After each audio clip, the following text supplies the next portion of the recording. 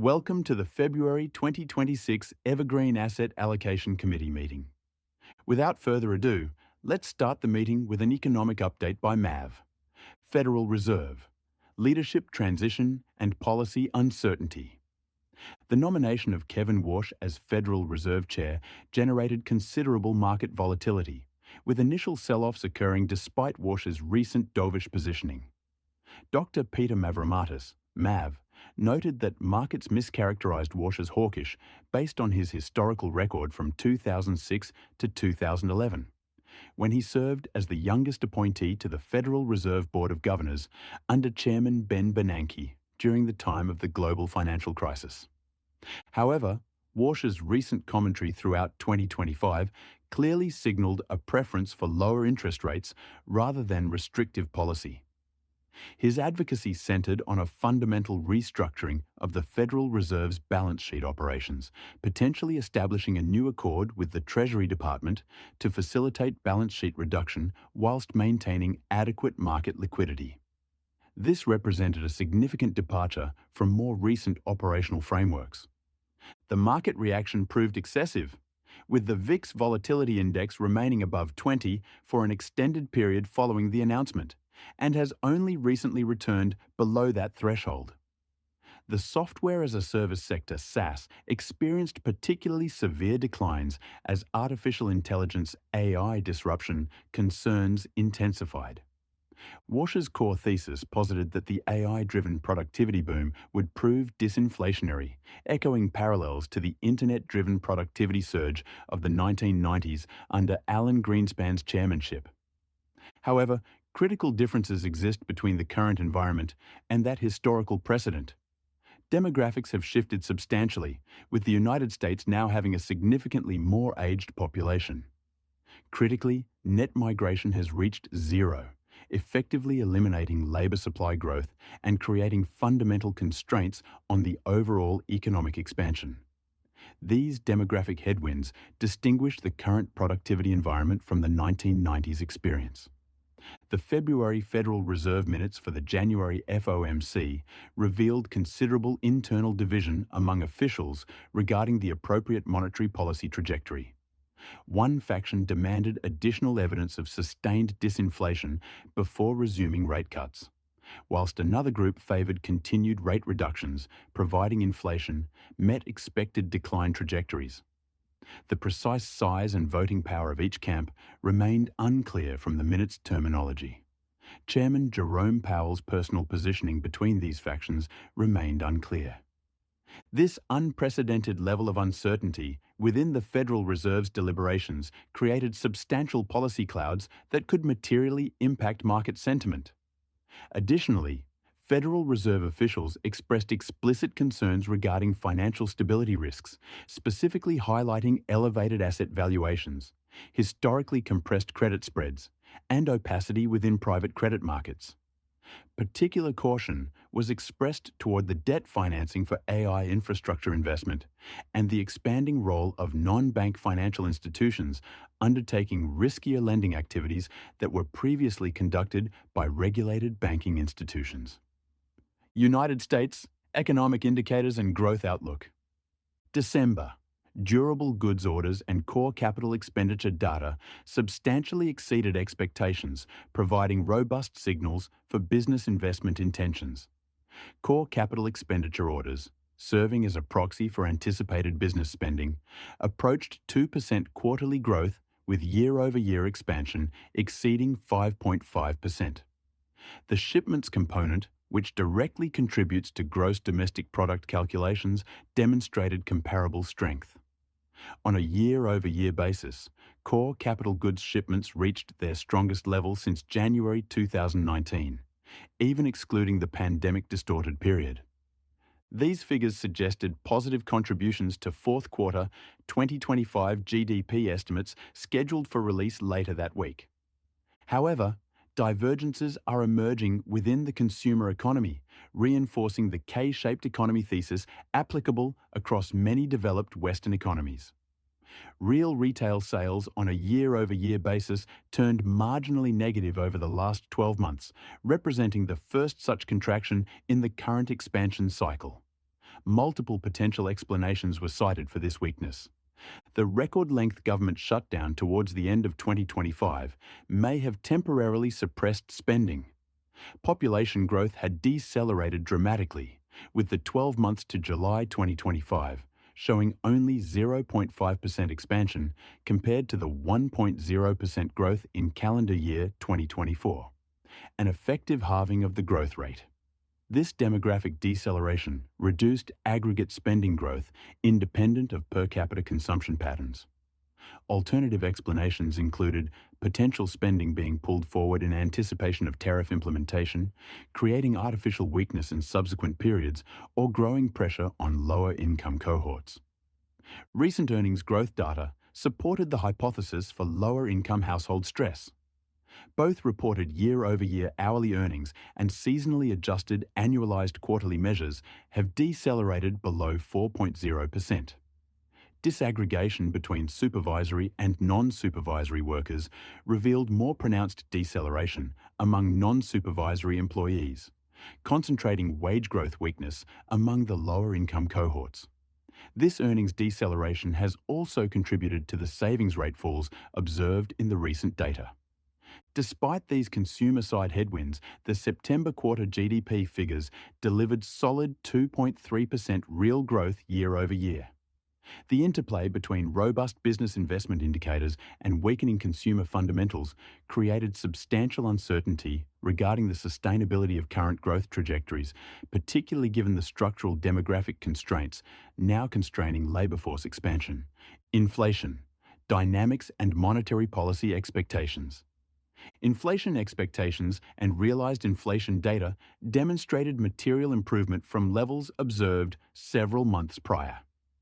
Goldman Sachs projections indicated headline inflation, excluding tariff effects, would reach approximately 2.0% by year-end 2026, with the tariff-inclusive measure also approaching 2.0% by December.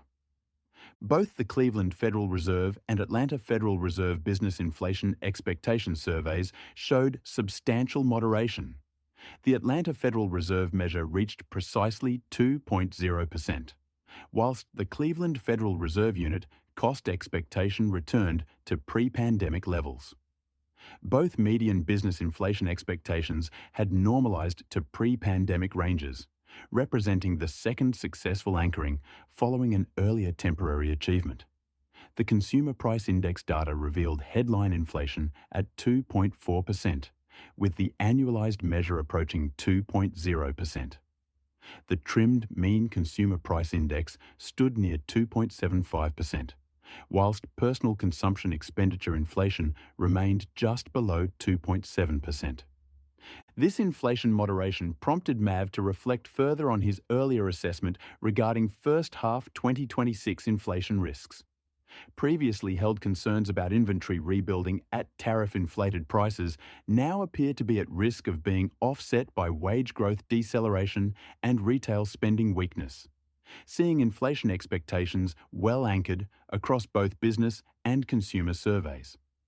The combination of demand-side weakness and these anchored inflation expectations has reduced the probability of any renewed acceleration in expectations. Market pricing reflects this improved inflation outlook, with interest rate futures fully pricing in 2 Federal Reserve rate cuts by the October 2026 meeting.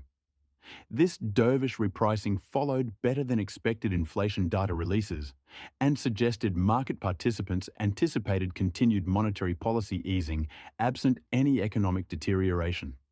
The inflation trajectory supported the committee's existing overweight positioning to growth assets as the previously identified inflation risk has materially diminished. Stephen Duchesne, SD, concurred with this assessment, noting that AI-related inflation expectations appeared excessive relative to any likely near-term productivity realization, though acknowledging certain software producers successfully pivoting to incorporate artificial intelligence were experiencing material share price appreciation. Australian economic conditions and Reserve Bank positioning.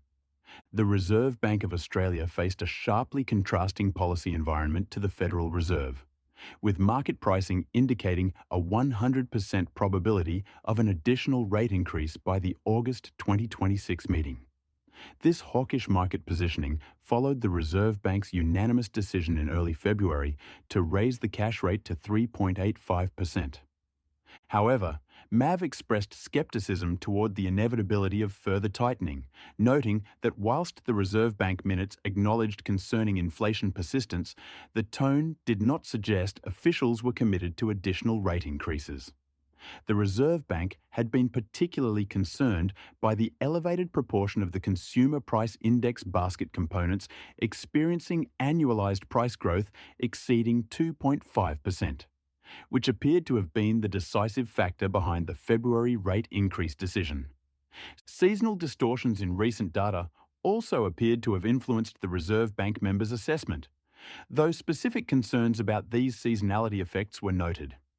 The Reserve Bank characterised the labour market as moderately tight, though MAV suggested trend analysis indicated this tightness had likely dissipated, notwithstanding stronger than expected December employment figures. The January labour force data, scheduled for release at 11:30 on the day of the meeting, would provide critical additional information. The Reserve Bank's updated quarterly statement on monetary policy projected the trimmed mean consumer price index would peak at approximately 3.7% by mid-2026, with headline inflation reaching approximately 4.2% at the same juncture. Australia's structural productivity issues represent a fundamental constraint on the economy's capacity to absorb demand without generating inflation. MAV emphasised that Australian productivity has remained depressed for approximately 15 years across multiple governments and requires substantial microeconomic policy interventions rather than cyclical monetary policy adjustments. These peaks reflected the cessation of electricity rebates, which in retrospect appeared to have wrong-footed the Reserve Bank's inflation assessment. Both measures were subsequently forecast to decline to marginally below 3.0% by mid-2027. Wage price index data revealed 0.8% quarterly growth and 3.4% year-over-year expansion. However, when contrasted against consumer price index inflation ranging between 3.6 and 3.8%, real wages remained negative over the 12-month period. Mr. Duchesne noted this aggregate figure masked substantial heterogeneity, with public sector wages growing 4.0% year-over-year, implying materially weaker private sector wage outcomes. This negative real wage growth, concentrated in the private sector, would constrain consumer spending capacity through at least June 2026. Consumer sentiment had already deteriorated prior to the February rate increase due to extensive media coverage of elevated inflation and anticipated monetary tightening. The combination of negative real wages, deteriorating sentiment, and actual rate increases suggested subdued consumer demand through the first half of 2026. Deglobalization and national priorities. Brett Luthwaite, Chief Investment Officer of Global Fixed Income at Macquarie Investment Management, presented findings from the firm's recent strategic forum, emphasising three major structural trends reshaping global markets. The most significant of these is the unwinding of globalisation, which historically permitted individual companies to maximise profits by utilising global resources and producing goods in low-cost locations with minimal consideration for national strategic interests. This trajectory accelerated through the mid-2000s, particularly following Trump's first election, with vulnerabilities revealed during the COVID pandemic, highlighting the trajectory of China's ascent and the potential for an irreversible shift in global power dynamics. Luthwaite noted that whilst Western nations, exemplified by Apple, enthusiastically outsourced production and invested billions annually in Chinese supply chains, China simultaneously replicated this technology and developed its own industrial capabilities. Tesla's experience with Chinese competitor BYD, which emerged offering products at one-third the price, illustrates this phenomenon. The United States, recognizing these vulnerabilities, has now shifted focus towards national priorities encompassing defense capabilities, energy security, food and medical production security, and critically, access to rare earths. Luthwaite emphasised that rare earths, of which China produces 98%, represent a particularly acute vulnerability, as the United States has depleted military stockpiles through engagements in Ukraine and the Middle East and requires these materials for replenishment. The strategic significance became apparent when China threatened to restrict rare earth supplies, effectively holding considerable leverage over American military readiness. The strategic significance became apparent when China threatened to restrict rare earth supplies, effectively holding considerable leverage over American military readiness. Luthwaite assessed that recent American interest in Venezuela, Greenland, and Iran relates directly to either securing access to essential resources or preventing Chinese acquisition of the same. Fiscal crisis risks and funding challenges. The presentation highlighted severe concerns regarding how nations, particularly the United States, will fund their national priority initiatives given their already precarious fiscal positions. Luthwaite presented data showing ballooning interest expenses, ongoing deficits exceeding levels that would trigger International Monetary Fund intervention for emerging market economies, and unsustainable debt trajectories exacerbated by demographic pressures from the boomer generation. The United States currently faces difficulty securing bond buyers, with Trump's policies seemingly discouraging existing purchasers from increasing their commitments. When consulting AI regarding the current state of American debt dynamics, Luthwaite noted the technology concluded the United States appears on track for some level of fiscal crisis. The situation becomes more acute when considering healthcare costs, demographic pressures, and the potential impact of artificial intelligence on workplace automation and resulting tax receipt reductions, none of which are adequately factored into current projections. The impending requirement to fund new national priority initiatives compounds these challenges significantly. However, Luthwaite stressed that these expenditures represent needs rather than preferences, as failure to execute them implies acceptance of a changed world order, thereby creating massive incentives for policymakers to secure funding through any available means. Gerard Minac, who addressed the Strategic Forum on this specific question, suggested that based on political dynamics and initiatives such as Trump's One Big Beautiful Bill, a fiscal crisis appears difficult to avoid. Nevertheless, Luthwaite and colleagues have observed that policymakers are already breaking established norms and rules, leading them to conclude that authorities will print and commandeer whatever necessary to avoid crisis, including mandating, legislating, or confiscating resources as required. Russell Napier's concept of national capitalism describes this emerging framework. Evidence already exists in various forms, including the stablecoin initiative allowing dollar transit through previously uncomfortable economies, sovereign wealth fund discussions, Trump's equity stake in Intel as a company of national interest, and a 15% revenue split arrangement on NVIDIA chip sales to China. Artificial intelligence disruption and market implications. Luthwaite conducted an extensive examination of artificial intelligence impacts, acknowledging initial skepticism regarding whether AI represented merely a powerful search engine, questioning potential monetization pathways, and the return on massive investments being made. However, mandatory completion of an AI course over the Australian summer proved revelatory, particularly regarding Claude Code, and Claude Cowork capabilities in performing previously time-consuming administrative tasks. Luthwaite cited an updated version of Mark Andreessen's famous 2011 essay about software eating the world, noting that artificial intelligence is now eating software and all professional services with it, suggesting rapid and substantial impacts on white-collar employment and corporate cost structures. The firm's technology analyst expressed minimal concern regarding the largest 8 technology companies, noting their substantial financial resources, market access, and ability to acquire disruptive competitors, though their business models may transform significantly. However, the analyst expressed unprecedented uncertainty regarding business models for all technology companies outside this cohort over the next 2 to 3 years, suggesting AI is consuming the technology sector itself. This assessment prompted a decision to reduce high-yield fund exposure to technology from approximately 18% to 7% during December and January. Subsequent weeks witnessed significant differentiation between winners and losers beginning to manifest across markets. Particular concerns emerged regarding business development companies, BDCs, and private credit vehicles given their substantial exposure to software companies, raising questions about borrower viability and loan recovery prospects.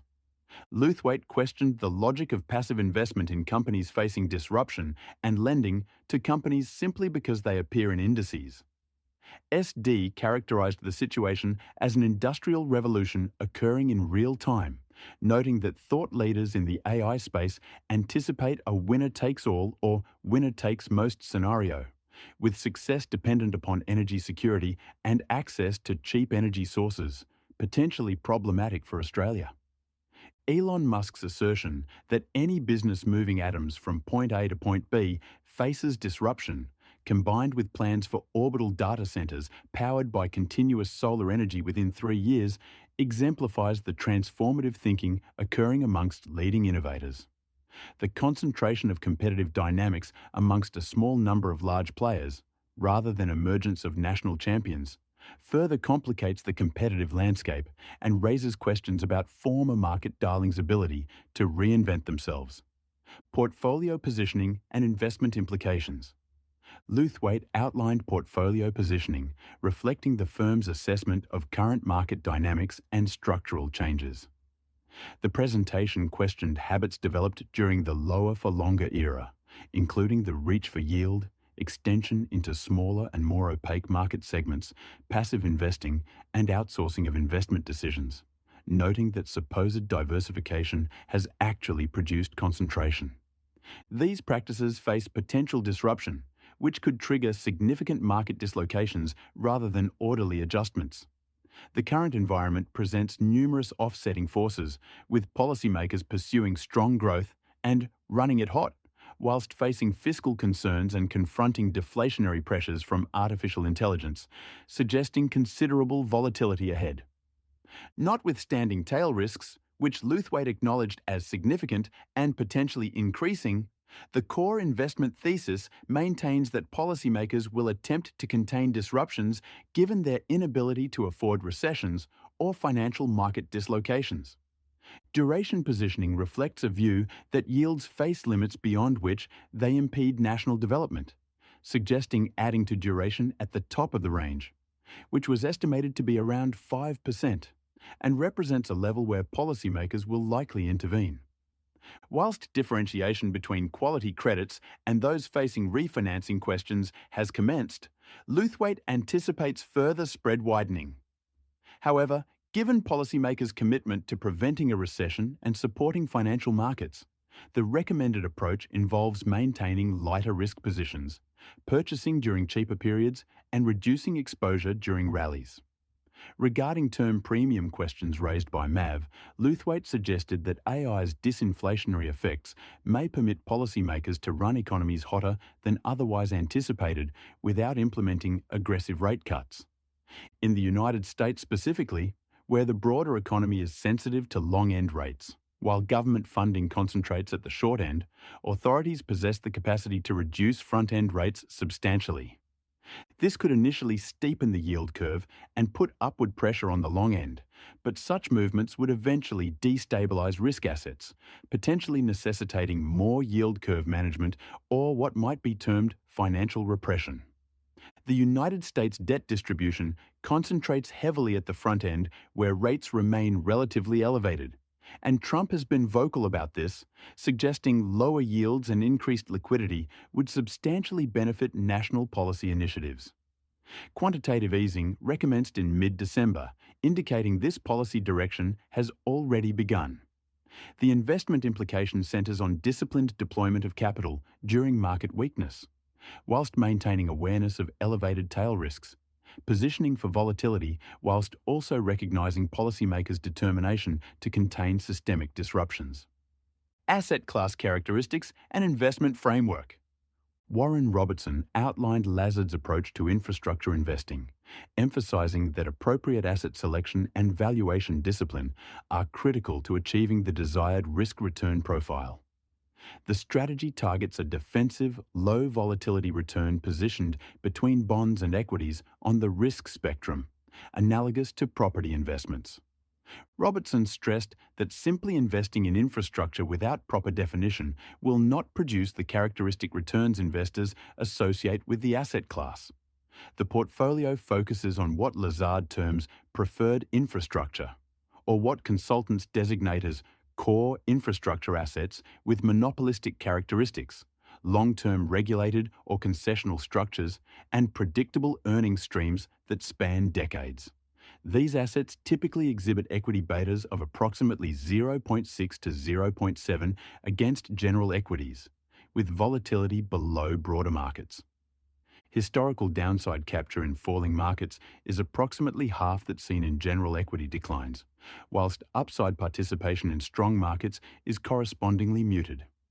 Robertson noted preferred infrastructure has generated equity beta of 0.7 with lower volatility than general equities over the 20-year period. Lazard has managed money in this manner. The investment universe requires global diversification due to the scarcity of suitable Australian-listed opportunities following numerous foreign takeovers of domestic infrastructure assets. Currency hedging is employed to preserve the inflation-linked revenue characteristics of underlying assets, with Robertson indicating hedged returns have been approximately 200 basis points lower than unhedged over the firm's 20-year history, reflecting reduced currency volatility rather than diminished fundamental returns. Valuation, methodology, and the golden rule. Robertson articulated Lazard's valuation framework centered on what he termed the golden rule, that nominal bond yields of a given country equal nominal GDP growth over the long term.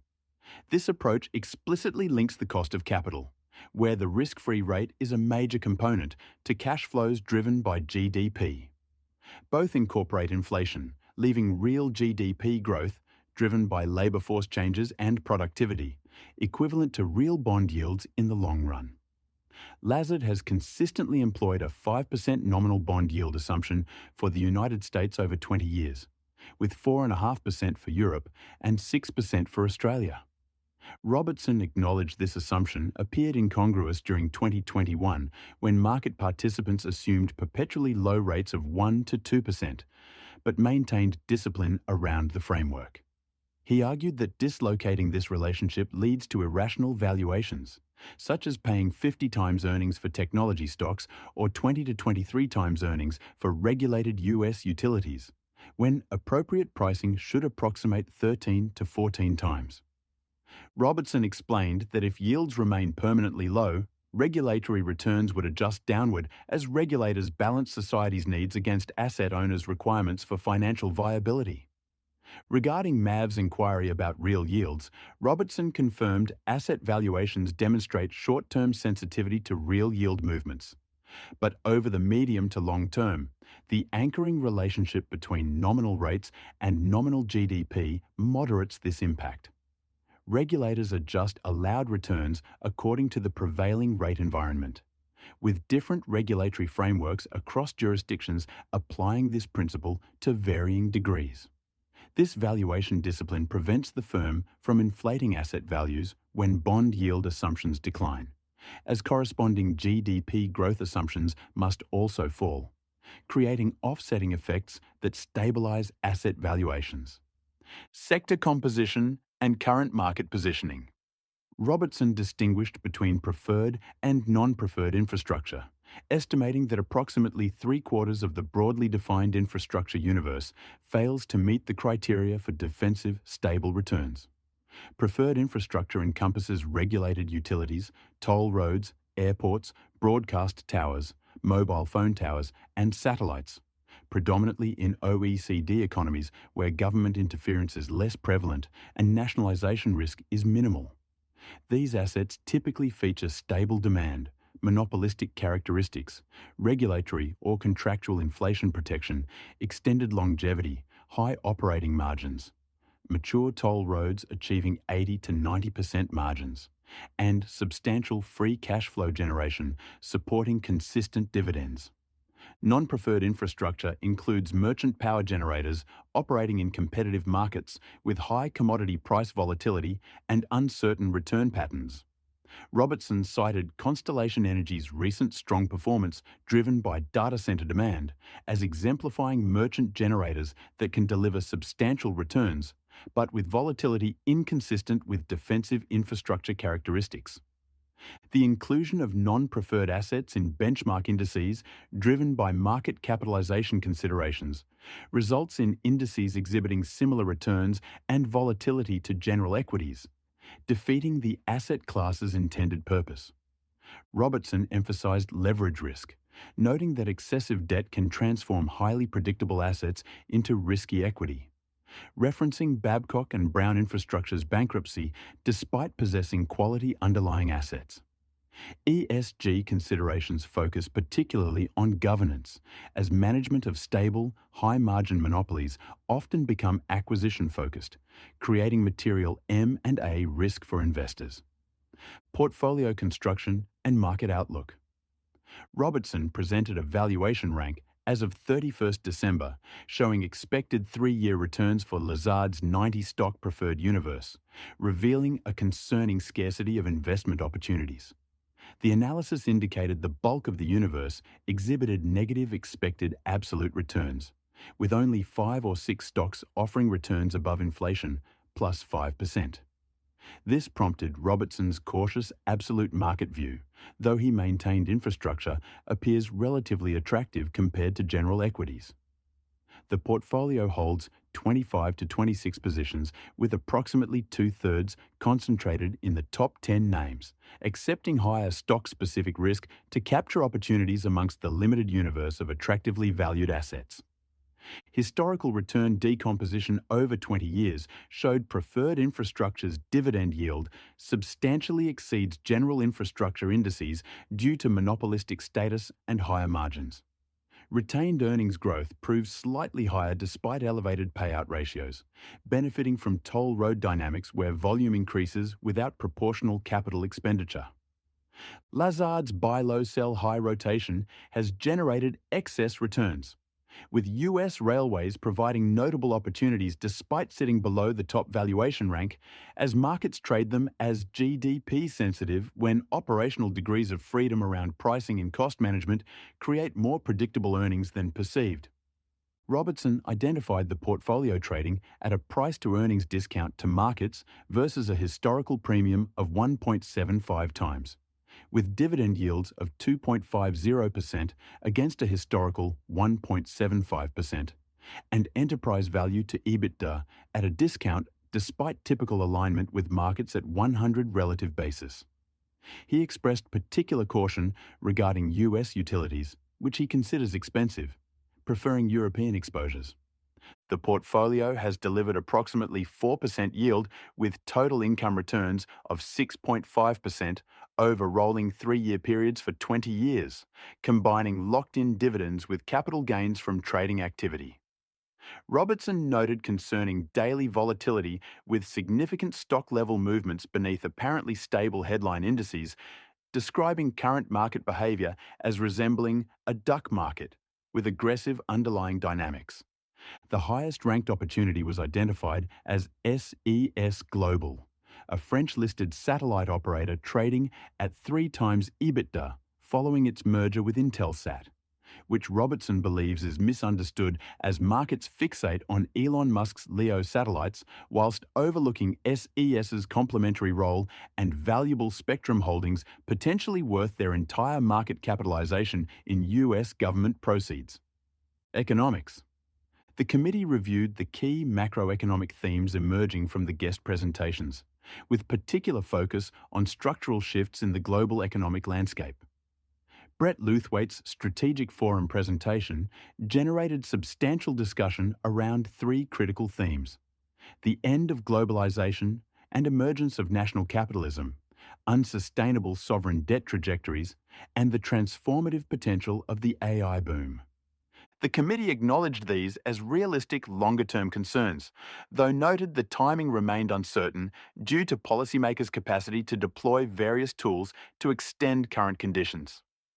The committee examined the implications of rising national priorities, particularly around defence and strategic industries, noting this represented a significant shift from the previous era of unrestricted globalisation.